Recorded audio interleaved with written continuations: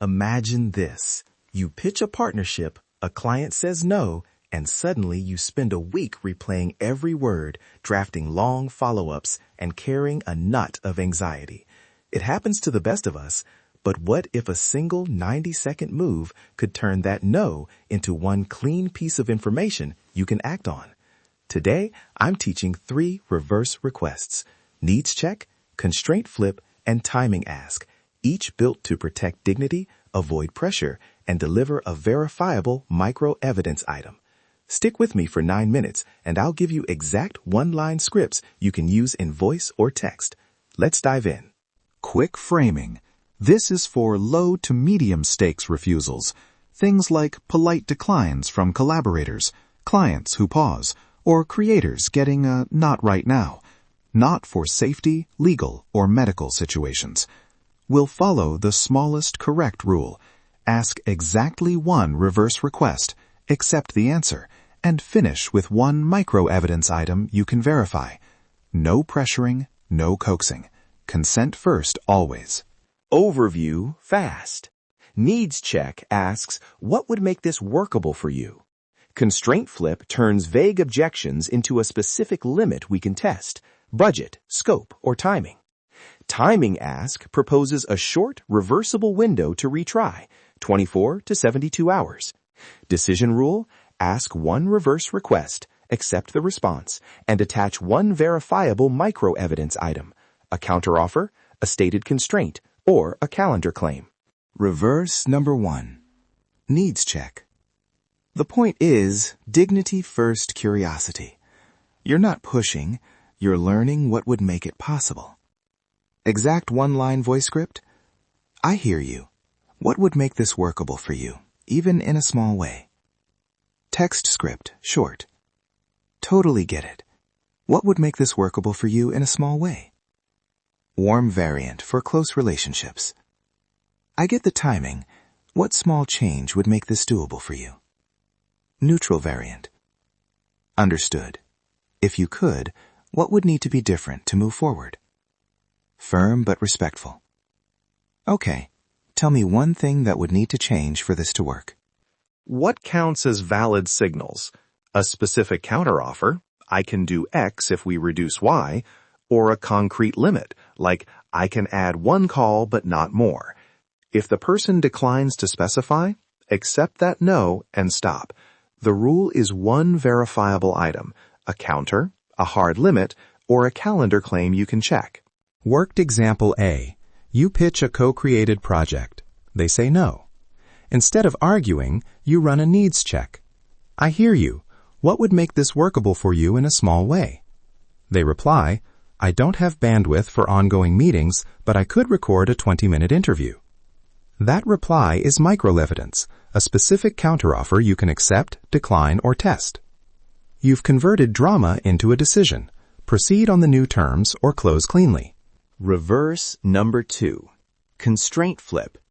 When someone says, it's not the right fit, or not now, ask for a specific constraint you can test. If you're open, can you name the biggest constraint right now? Budget, time, or scope? Then offer a tiny experiment. If it's budget, I can propose a 2-week trial for X. If it's time, I can reduce scope to 1 deliverable. The conservative sizing rule. Make the experiment small, reversible, and inexpensive for both parties. Example experiments: a 1-page sample, a single test deliverable, or a capped trial. Each must yield a measurable outcome.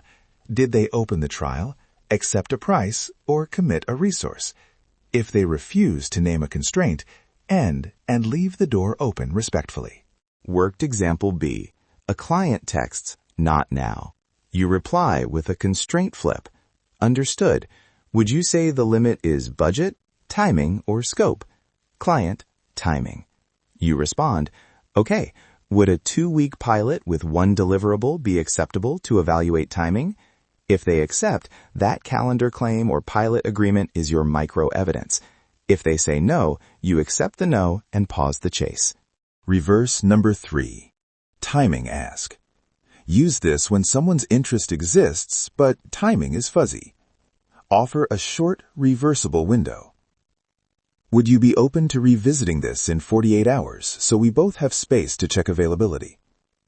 Can we try a 48-hour check-in? If it's still not right, we'll close it out. Micro-evidence here is a calendar claim, an agreed time, or a reply with commitment language. Micro-evidence rules always end with one thing you can verify. Counteroffer, save the message. Constraint, confirm the exact limit in writing. Timing, lock a calendar slot or get a clear yes to the window. If you don't get micro-evidence, default to no and move on. This prevents endless second-guessing. Common failure modes and fixes. Pushing after a boundary creates resentment. Repair with a short restoration line. I appreciate you being direct. Thanks for telling me. If your reverse ask sounds like manipulation, apologize and reframe. That came out wrong. My intent was to understand, not to pressure. If someone offers curiosity instead of commitment, convert it back to a micro-evidence request. If you're curious, can you name one small thing you'd be willing to try so we can learn fast? A quick tool you can use this week, the 3-day probe. After you run a reverse ask, give it 3 days. Track whether you received micro-evidence, whether the interaction closed without resentment, and whether you felt less anxious. That's your measurable signal. Try one reverse ask on a recent refusal, capture the micro-evidence, and see what changes after 3 days. Before we wrap, 2 conservative safety reminders. Do not use these moves in safety, legal, or medical contexts. Escalate to professionals. And always default to no if the other person refuses to specify. The goal here is clarity, not persuasion. Okay, micro-apply with me now. Think of one recent polite no. Which reverse is a natural fit? Needs check for an alternate form, constraint flip for a vague objection, or timing ask if timing is fuzzy. Try it within 48 hours. Capture the micro-evidence, run the 3-day probe, and notice how much calmer you feel. Then do something important. Leave a brief review telling us which reverse you used and one measurable change you noticed. That review helps others try this with confidence. That's it for today. Short, usable steps you can actually apply. If you like this episode, share it with someone who could use cleaner, dignity-first ways to handle a no. Try one reverse ask this week and leave that short review with the outcome. Thanks for listening. Go practice and take back your calm.